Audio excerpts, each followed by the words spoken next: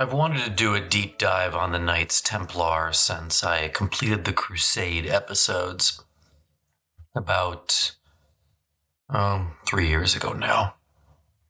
So needless to say, I got a tad sidetracked. The Knights Templar are one of those historical groups that, thanks to modern media, television, film, etc., I think most people probably have heard of in passing, but in reality, know very little about. Odds are most of the quote-unquote facts that people know about the Templars aren't actually facts at all. Who were the Knights Templar? Heroes? Martyrs? Bullies? The original Mafia? The keepers of Christ's sacred bloodline? Well, all of this is very entertaining. Little of it has to do with the Templars themselves. What's a bit sad about all this is what a truly remarkable story the story of the Templars is, and that I'm going to share with you now over this 4-part series. Today, we start by looking at the somewhat murky origins of the Order of the Knights Templar. Then in part 2, I cover the role of the Templars as defenders of the Holy Land. Part 3 is about the role of the Templars after the fall of the Crusader states. And in part 4, I will detail the Templars' infamous fall on Friday the 13th. So strap yourself in, because you're about to find out that reality is often more amazing than fiction.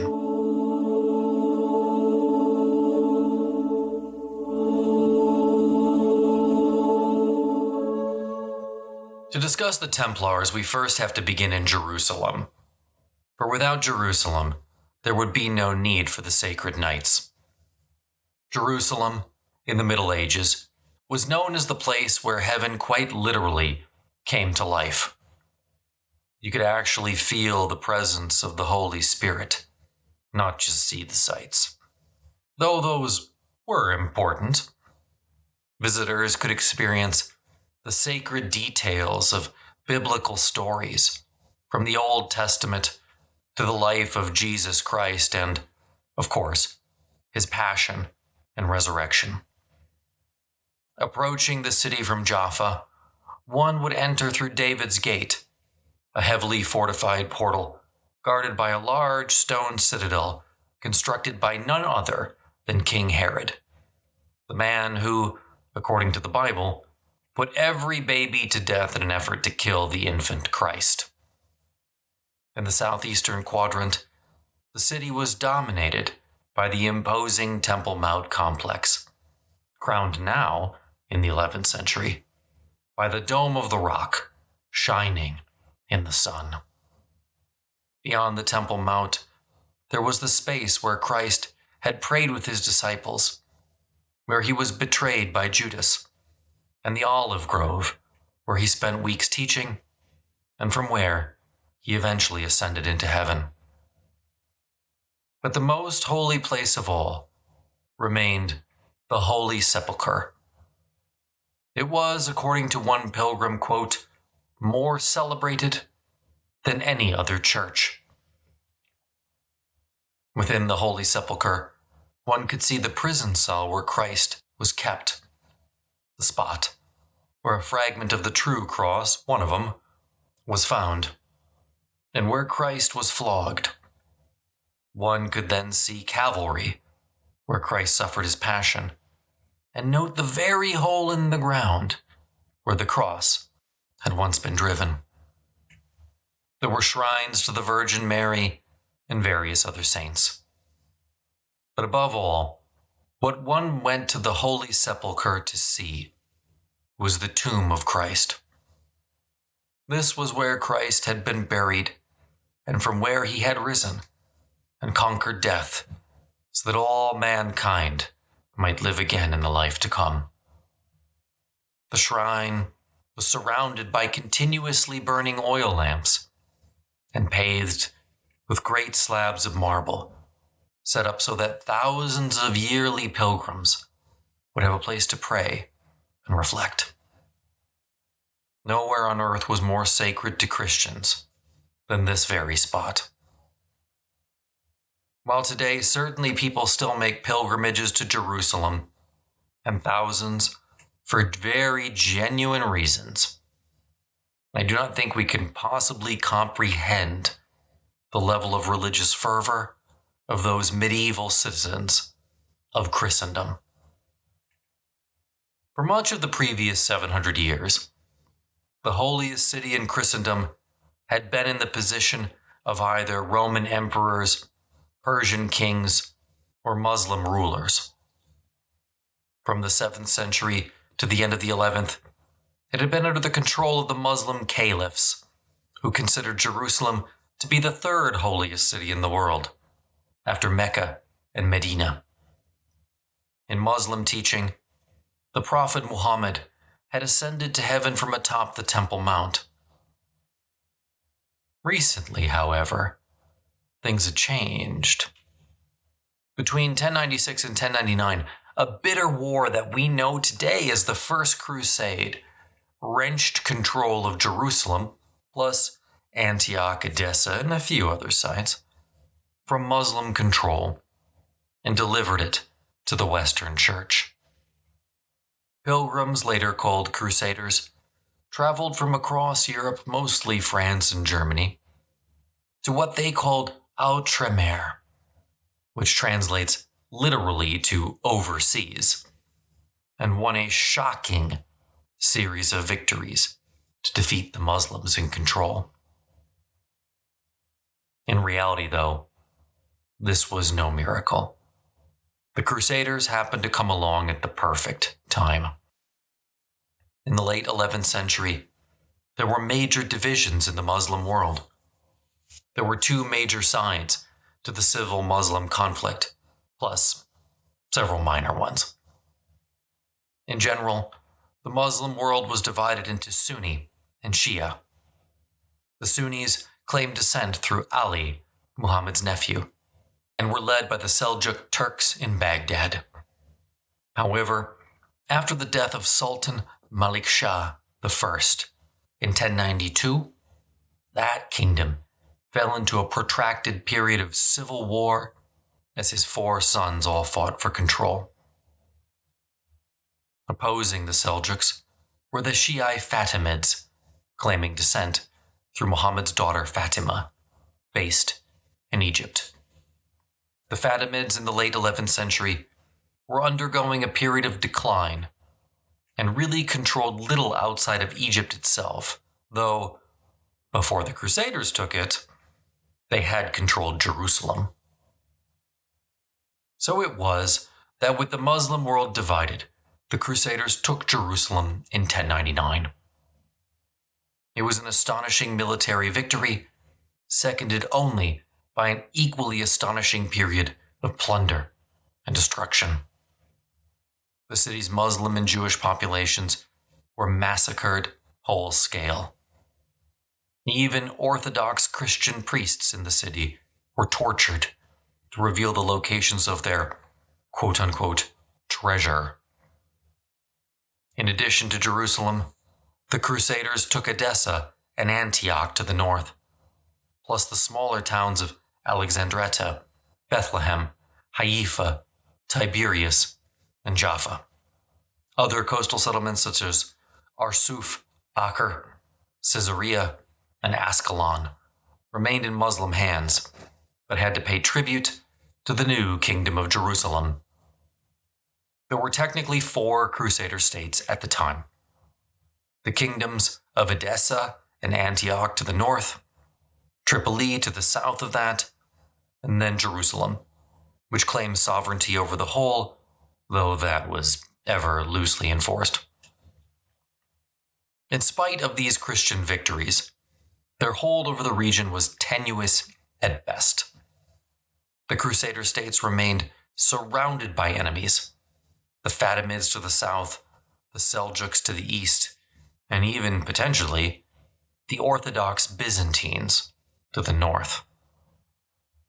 The roads going to and from Jerusalem were perilous, to say the least. Saracens, as contemporary Christian called Muslim bandits, quote, were awake day and night, always keeping a lookout for someone to attack, end quote. Pilgrims always traveled in groups for safety and never left that group, even to bury a fallen comrade. Such corpses simply littered the road to the holiest city in Christendom. 6 miles to the south of Jerusalem, only 6 miles.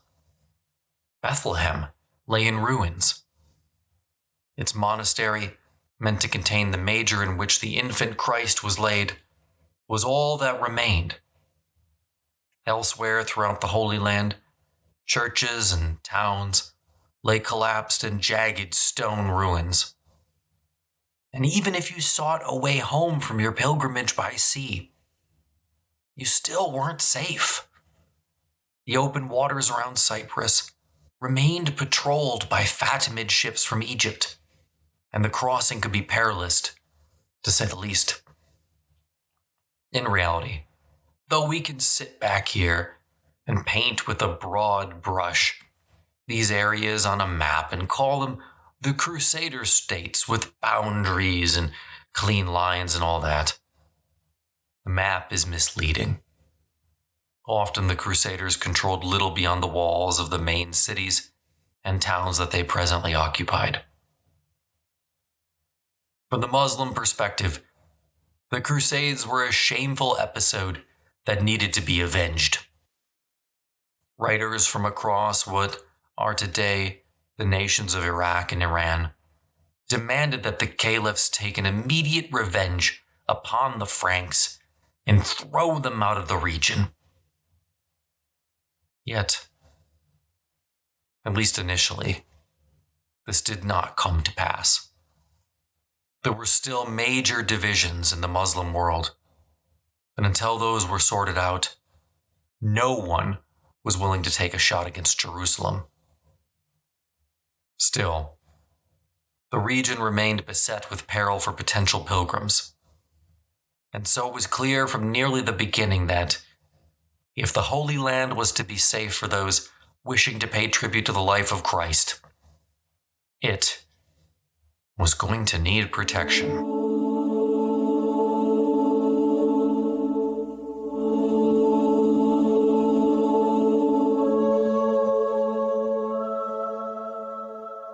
The Knights of the Temple were founded in Jerusalem in 1119 and officially recognized at some point between January the 14th and September 13th of 1120.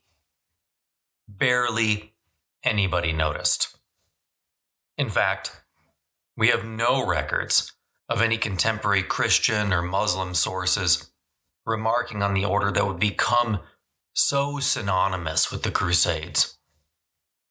The Templars actually would not receive much notice for several decades, when they would, rather abruptly, emerge as a major force to be reckoned with.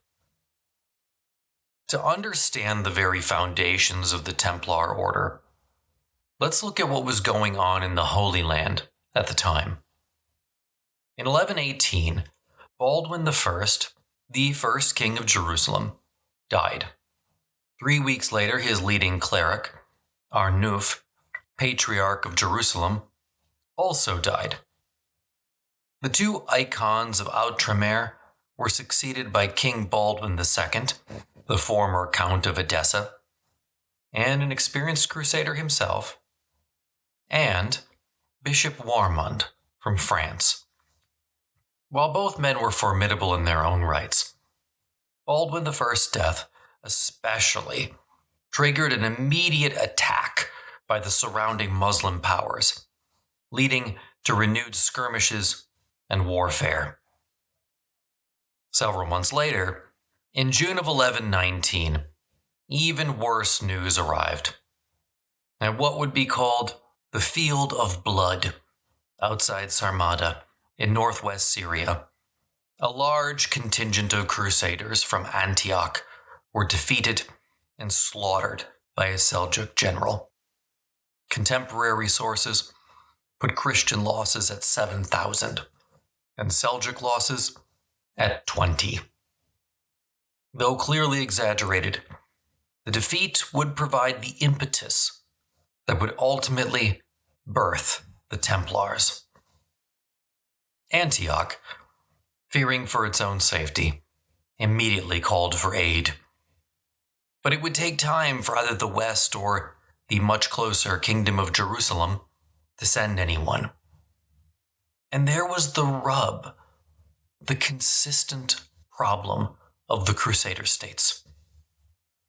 Outremer needed a permanent standing army if it was to be able to stand up to the surrounding Muslim territories. But those are expensive, and each kingdom in the Holy Land was currently being run on the medieval equivalent of a shoestring budget. In terms of Antioch, the city was saved by its patriarch, Bernard of Valence. He organized the city's defenses so well that the Seljuk commander ultimately declined to attack the city. This gave the Kingdom of Jerusalem time to bring the necessary aid to stabilize the situation. But this was another temporary stopgap solution at best. These kingdoms could not rely on the hope that someone might step up each and every time Outremer suffered a military setback. They needed a standing army. The question was, how do you fill the ranks of said army?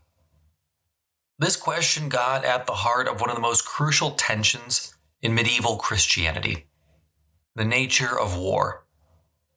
At its heart, Christianity is a pacifist religion. Christ taught to turn the other cheek. End of story. Yet even beginning with St. Paul, there begins to run a contrary vein in which it might become possible, even required, for Christians to take up arms in defense of the faith. Certainly, the language that St. Paul used was of spiritual, not physical war. But it wouldn't take long for people to make the logical leap. Besides, the Crusades themselves were the manifestation of the argument that Christianity and aggressive warfare might go hand in hand. Still, it was at a gathering of clerical and secular leaders from the Kingdom of Jerusalem that the idea of religious men bearing arms first began to take shape.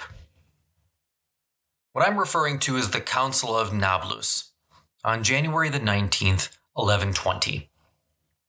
Taking place in Jerusalem and led by King Baldwin and Patriarch Warmund, the meeting was attended by the most high-ranking churchmen in the Holy Land. The Council of Nablus ultimately produced 25 decrees. Most did not deal with anything remotely close to the Knights Templar.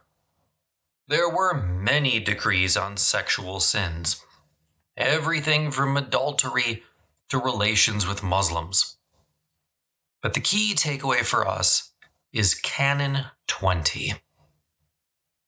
Canon 20 provided that, quote, if a cleric takes up arms in the cause of self-defense, he shall not bear any guilt, end quote. Now, initially, this was meant as a temporary measure. If a cleric permanently took up arms, he could still be sanctioned. But what matters for us now is that, for the first time, we have the idea coming into being of a warrior caste of priests. And these, as we shall see, would provide the bedrock of defense for the Crusader states. So according to legend, and much of this was written way after the fact, by the way, the first Knight Templar was Hugh of Payns. It's actually spelled Payns, but pronounced like the French or Spanish word for bread, pain, just so you know. Hugh of Payns was born sometime before 1170 in the village of Payns, about 90 miles southeast of Paris. We know next to nothing of his early life, other than that he was evidently high-born enough to witness charters.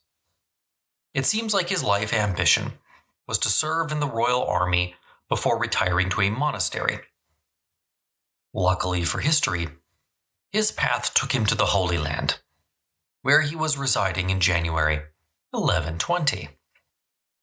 Hugh and a group of like-minded knights and former knights clustered around the Church of the Holy Sepulchre, where they lived as quasi-monks.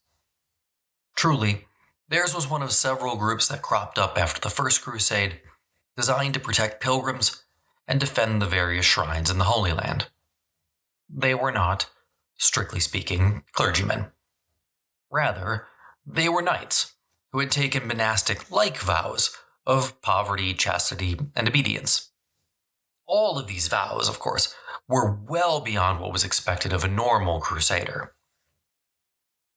By the beginning of 1120, there was a growing feeling in Jerusalem, especially among the leadership, that these religiously minded soldiers were being underused. And the idea for a religious order permanently attached to the Holy Land wasn't a new thing. The Hospitallers already existed, tending to the sick and the wounded, and they had been recognized 7 years earlier in 1113. At the Council of Nablus, the leadership looked at this group of men clustered around the Temple Mount and decided to put them to use. The idea was simple. The Kingdom of Jerusalem would support the knights such as that they might be able to move freely about the kingdom, not just the immediate vicinity around Jerusalem. They would be responsible, in the words of an 1137 charter, quote, for the defense of Jerusalem and the protection of pilgrims, end quote. Part bodyguards and part poor clergy. These men became the first Knights Templar. But before we go any further, let's take a quick look at the temple complex itself. The temple stood on the eastern side of Jerusalem. Over the centuries, there had been several temples, the most famous of which, of course, being that of Solomon. The temple that stood at the time of Jesus would have been the one greatly enlarged by Herod the Great, completed around 10 BCE. This is not the temple, though, that stood in the 11th century, as that temple had been destroyed during the Jewish revolt of 70 CE by the Roman Emperor Titus. The key difference between the old temple structure and that occupied by Hugh of Payns was that this new structure had been greatly augmented during hundreds of years of Muslim rule. Two Islamic structures now dominated Jerusalem's skyline: the aforementioned Dome of the Rock and the Al-Aqsa Mosque, most recently refurbished in the 1030s. Under Crusader rule, these two structures had been, I'll say, repurposed for Christian use. The dome was now a church, the mosque a palace for the King of Jerusalem. It was in the latter that Hugh and his small band of followers called home. However, do not confuse the word palace for luxury. The early years of the Knights Templar were lean ones. Often, Hugh had to beg the nearby Hospitallers for scraps of old food just to get by. If the order was to grow and truly take on the function it was supposed to, i.e. protect the Holy Land, then it was going to need support outside the Holy Land. In order to get the financial support the Knights Templar required, they would need formal recognition by the Pope. And, fortunately for them, the Knights Templar were about to get a very important ally.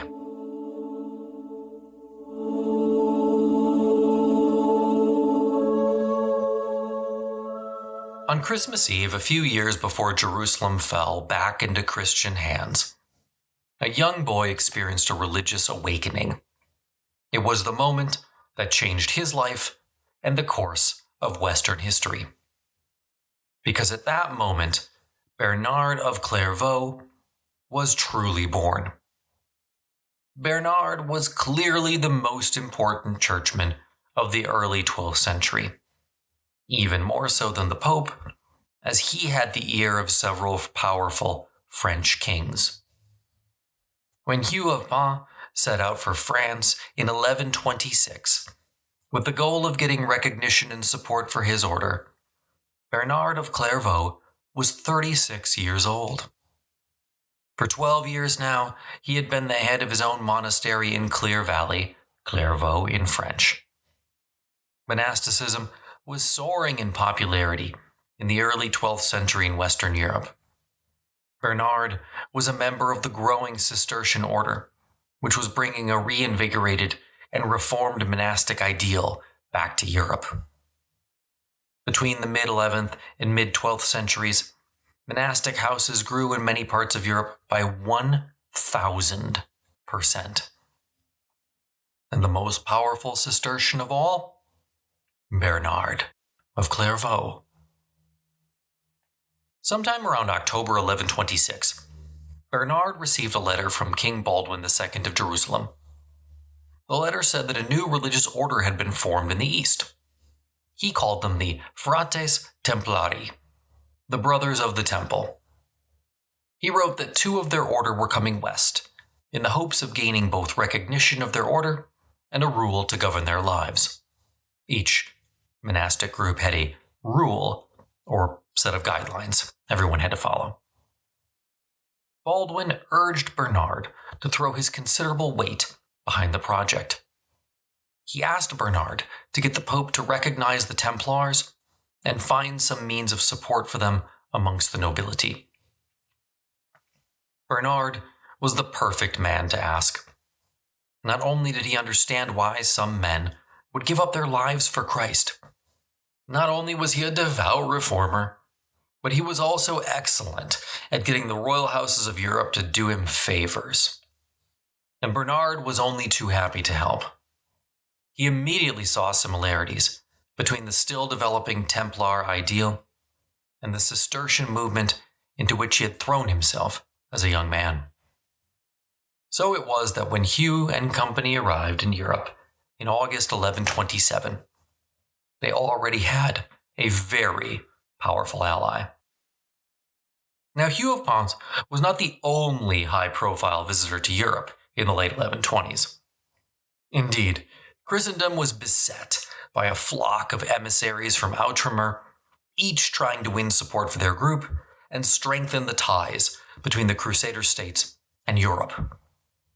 For example, another emissary arrived, desperate to get Fulk, Count of Anjou, to marry Melisande, King Baldwin's heir. Baldwin had no sons, and the realities of Outremer meant that the Kingdom of Jerusalem needed a warrior king.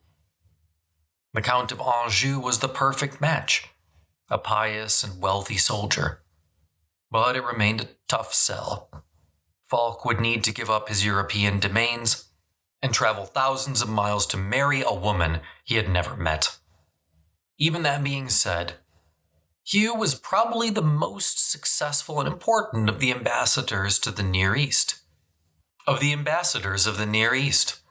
Hugh was, after all, tasked not with convincing one man, but thousands to leave home and take the cross permanently, or, at the very least, contribute financially to the cause. Hugh's immediate objective, however, was much more specific. Back in the Kingdom of Jerusalem, Baldwin was planning an assault on the key Seljuk city of Damascus. So Hugh's primary goal was to recruit knights to aid in the taking of the city. Those that he recruited for permanent positions in the order were secondary. Between October 1227 and spring 1129, Hugh met with 2 counts of Flanders. They died in succession. The Count of Blois and even the Count of Anjou, where they secured his agreement to at least take part in the attack on Damascus. He even went to England. Quote, Hugh of the Knights Templars came from Jerusalem to the king in Normandy, and the king received him with great ceremony, and gave him great treasures of gold and silver, and sent him thereafter to England, where he was welcomed by all good men. End quote. There's even more evidence that he was received well. Hugh, quote, was given treasures by all, and in Scotland too, and by much wealth, entirely in gold and silver, was sent back to Jerusalem, end quote.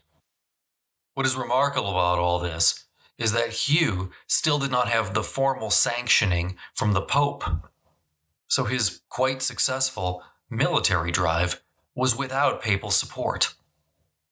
Simultaneously, Hugh secured huge financial contributions from the West, gifts of land, income from property, rights to feudal payments, gold, silver, and of course, personal promises to take part in future campaigns. Hugh was especially successful in his home region of Champagne. Now, it's worth noting here, and I do want to pause, that Hugh was not yet trying to set up a Western branch for the order. That would come later. Right now, his goal was entirely to establish an apparatus to serve the needs of the Holy Land. Now, speaking of formal recognition, said formal papal recognition, remember they've already been recognized by the Council of Nablus, but formal papal recognition of the Knights Templar came at the Council of Troyes on January the 13th, 1129. The meeting was presided over by a papal legate, but in reality, two voices thundered over all the others, Hugh de Payns and Bernard of Clairvaux. Hugh called the council so that the Templars could be officially recognized. With Bernard at his side, he could not fail. Indeed, one record outlines the procedure. Quote, we heard in common chapter from the lips of the master, Brother Hugh de Payns, and according to the limitations of our understanding, we praised what seemed to us good and beneficial, and eschewed what seemed wrong. End quote. By the end of the council, the Templars had a 68-point code of Templar conduct, later known as the Primitive or Latin Rule. It covered everything from the process by which other knights would be selected and received, how they were to pray, and which feast days they were to observe. Crucially, it also recognized with whom the knights could and could not associate. Born out of the council was the notion, later exemplified by Bernard of Clairvaux, that the Templars represented a different kind of knighthood. This was a brotherhood of knights not based on exploiting the weak. It was based on destroying evil, and yes, Islam counted as evil at the time. This was a Bernard ideal through and through. He firmly believed that knighthood needed as much reform as monasticism. It had to be Christianized, stripped of its earthly vanity to serve God's purpose. And to some extent, the Knights Templar would live up to this incredibly lofty ideal. The Templar rule started out by addressing a major concern. How can the normal monastic rule be relaxed for warrior monks? You see, generally, monks had to observe all the religious hours of the day, matins, sext, vespers, etc. But that would never be possible for a warrior out on patrol. A Knight Templar could hardly be expected to put down his sword mid-battle to observe vespers. So they came up with a compromise. Every time you missed one of the religious offices, you said a certain number of paternosters, the Lord's Prayer. This would also help with recruiting, as even uneducated and illiterate people in Christendom knew the paternoster. The rule also established a distinction between knights who gave up their wills and served for life, and those who agreed to serve only for a fixed term. Templar knights were also to look like monks. The actual knights wore habits of all white, while their squires and sergeants wore black or brown habits.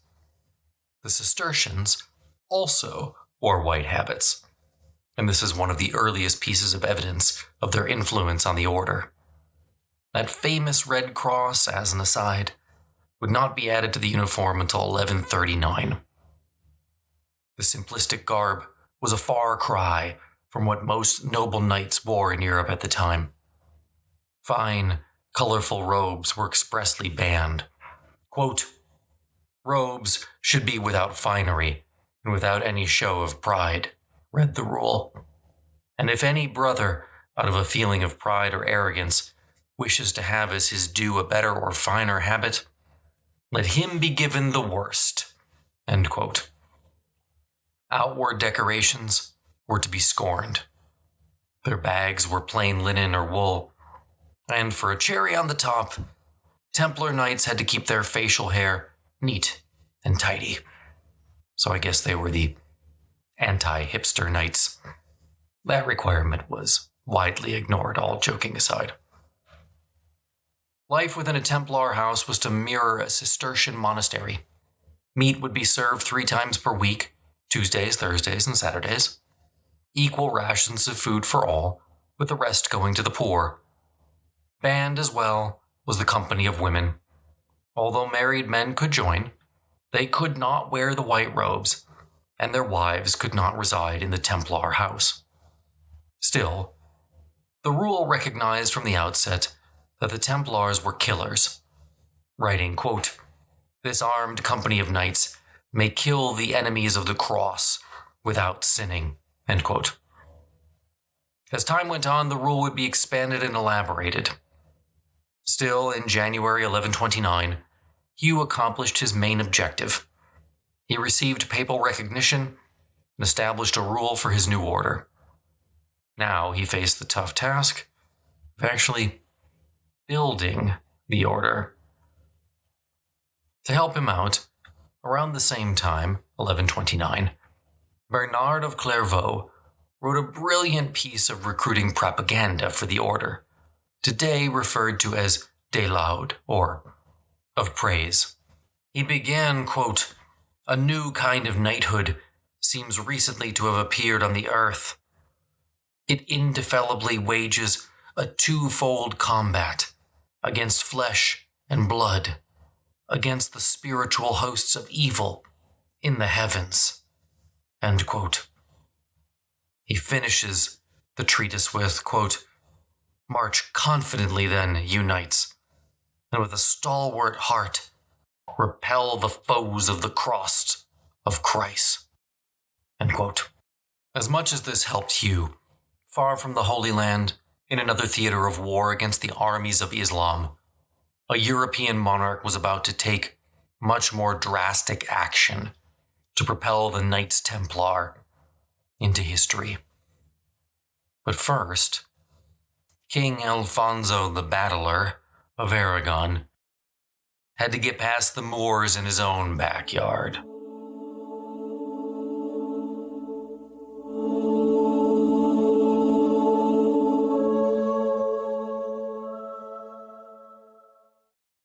King Alfonso was already a major adherent to the crusading ideal when the Templars came into being. Since the First Lateran Council of 1123, the papacy had considered Spain to be on an equal front on the war against the Muslim world, barring potential crusaders in Spain from going to the Holy Land until the Reconquista was complete. For some, I guess with a really poor grasp of geography, victory in Spain would open up the possibility of European armies marching across North Africa, taking the Fatimids in the rear. But the man who would do much to help the Templars get established would actually not do so through force of arms, though that is what he was known for. King Alfonso died on September the 7th, 1134, as a result of the battle wounds from a major defeat at the contest at Fraga. 3 years before, Alfonso, childless, had altered his will. He decided to leave everything to 3 orders in Jerusalem: the Canons of the Holy Sepulchre, the Hospitallers, and the nascent Templars. He declared, quote, "I bequeath my whole kingdom, as well as the lordship I have in my kingdom, the sovereignty and rights I have over the population of my land, clergy and laity, bishops, abbots, canons, monks, magnates, knights, burgesses, peasants, merchants, men and women, small and great, rich and poor, also Jews and Saracens," end quote. Just 5 years after Troyes gave the Templars recognition, they found themselves in possession of 1/3 of a kingdom. In spite of the material gain for the order, Alfonso's decisions had 2 major implications for us to contemplate. 1, it gave the Templars a role in the Reconquista, planting the Templar roots for the first time outside Outremer. 2, it demonstrated just how wealthy this order might become thanks to the largesse of European patrons. Now, of course, Hugh did not know about this potential gift when he returned to the Holy Land, although Alfonso would have amended his will sometime around 1131. Hugh returned for the much-anticipated assault on Damascus. The assault, led by the Kingdom of Jerusalem, was a total disaster. King Baldwin foolishly divided his forces prior to the assault, was ambushed, and defeated. The Templars could do little to salvage anything from the attack. But they did learn a good lesson. For the next 10 years, the Templars basically remained on the sidelines. During that time, they took part in only 2 other major engagements, and mostly stuck to guarding castles, something they proved quite adept at. In 1136, having done so well, they were given the right to defend the dangerous passes in the Amanus Mountains, near Antioch. These were crucially important. Without these passes, the Kingdom of Jerusalem would lose access to northern Syria from Asia Minor. Now, on May the 24th, 1136, Hugh de Payns died. And guess what? He passed that crucial test of Western Civ. He had a good successor, ready to go. In fact, what was truly remarkable about his death was that it was so little noted at the time. The Templars, now led by Robert of Craon, a nobleman from Poitou with close ties to Fulk, the new king of Jerusalem, just kept on chugging. Robert of Craon continued the recruiting campaigns to Europe Hugh had begun. And, I should say, to great effect. In March 1139, Pope Innocent II granted the order new sweeping powers in the papal bull Omni Dotus Optimum, which means every good and perfect gift. A quick aside here on papal bulls, since we'll see a few of them. They don't actually have titles. Papal bulls are known by their first several words. So, every good and perfect gift, which is a quotation from James, Book 1, line 17, is just the first line of the bull. Here is where the Templars get that flaming red cross emblazoned on their mantles that they will be so known for. But what was most important about the bull was not the flashy new outfit. Rather, what mattered was that Pope Innocent placed the Templars, quote, under the protection and tutelage of the Holy See for all time to come. That is huge. The Templars were now answerable only to the Pope, not to any bishops, patriarchs, or kings. They were untouchable, at least for a time. The Templars were also now allowed to elect one of their own, called the Master, to whom all others were responsible.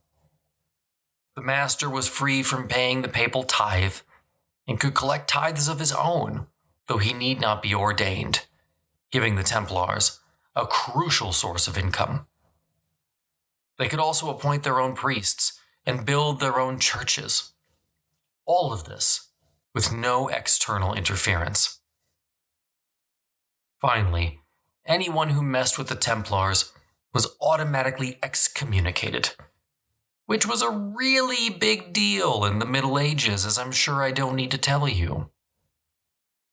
Then, in 1144, Pope Celestine II issued another bull titled Milites Templi, the Knights of the Temple, granting the order relief from penance and guaranteeing all their order a Christian burial, even if they died far from home on some wasteland. That was important spiritually, but the other aspect of the bull would have far-reaching financial and political consequences. According to this new order, the Templars were now allowed to keep all their wealth within the order. They did not have to turn it over to the abbot or a bishop, as other monastic houses did. It's actually difficult for me to overstate the importance of Celestine's bull to the overall history of the Templars. The provision made the Templars the international banking powerhouse of the medieval world in ways that we'll fully explore in Part 3. Ironically, considering all the wealth that flowed their way, the Templar Seal, used to authenticate documents, remained two knights sharing a single horse, a supposed testament to their poverty. The seal was a powerful tool of propaganda in its own right. Visions of warrior monks fighting for God in the distant Holy Land struck a chord with many in Europe. But life in the saddle wasn't for everyone, and many contributed financially rather than with the sword and the shield. Many donations came from those who could not contribute on the battlefield, namely women. Of all the donations and contributions that came in, 1/3, per Templar rule, was always sent directly to the front lines. But let's step back for a moment and look at the donations overall so we can understand them. Principally, they actually came from 4 geographic areas. Number 1, French territories directly above the Loire. Number 2, French counties around Provence. 3, England. And 4, Spain. Now, land was the means to wealth in the Middle Ages, and often contributions came in the form of land that the Templars then had to manage, which they did overseen by a series of monastic-style houses called interchangeably preceptories or commanderies. Sometimes even women might be put in charge of these units, especially if they donated the land. Another crucial difference between the Templar houses and all other monastic orders was that the Templar houses were linked in one hierarchy. Each had a regional command structure, and everyone in the end was answerable to the master. This system was extremely advantageous when it came to amassing and holding wealth. And as a result, the Templars built up vast networks of property in Champagne, Blois, Brittany, Toulouse, and Provence. In the end, Alfonso of Aragon had established a precedent that would change the Western world. ... Interestingly, not so much in Spain. Outside Aragon, most of the other Spanish kingdoms established their own orders, preferring to keep the Templars out. And if you're wondering, no, the Templars did not ever get 1/3 of the Kingdom of Aragon. Alfonso's brother, a Benedictine monk, was pulled out of his cloister, renounced his orders, and married to the sister of the Duke of Aquitaine. Their child, Ramon Berenguer IV, became the infant king and as soon as he was of age, Alfonso's brother retired back to his cloister. Now, that being said, the Templars weren't shut out in the cold here. They did get the income and custody of several important castles in the region, so they came out of it all right in the end. These fortresses then gave the Templars somewhat of a stake in the Reconquista.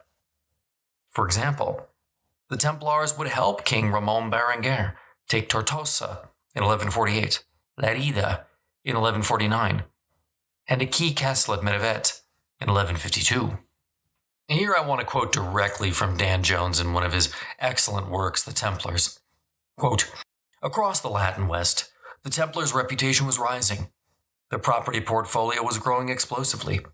Their leaders had proven themselves politically adept, befriending Christian kings from England to Jerusalem, currying favor with 3 different popes, and inspiring men as temperamentally different as Alfonso I of Aragon and Bernard of Clairvaux to throw their weight behind the order. The Templars were efficiently organized in a pyramid of houses, answerable to regional masters and ultimately to the Grand Master in Jerusalem. When challenged, they stood up robustly for their rights. Not yet 3 decades had passed since the first master of the temple had petitioned at the Council of Nablus for his ragtag band to be given official recognition, a place to sleep, and some charitable donations to keep them all going day to day. By the late 1440s, the Templars were famous all over the Christian world." End quote. What is amazing about the Templars is how quickly their wealth and power exploded after 1129. Albeit, this was 30 years after the end of the First Crusade, but there was still a lot to do. Next time, in Part 2, we explore how the Crusaders served the various kings and crusaders of the Holy Land throughout several major conflicts.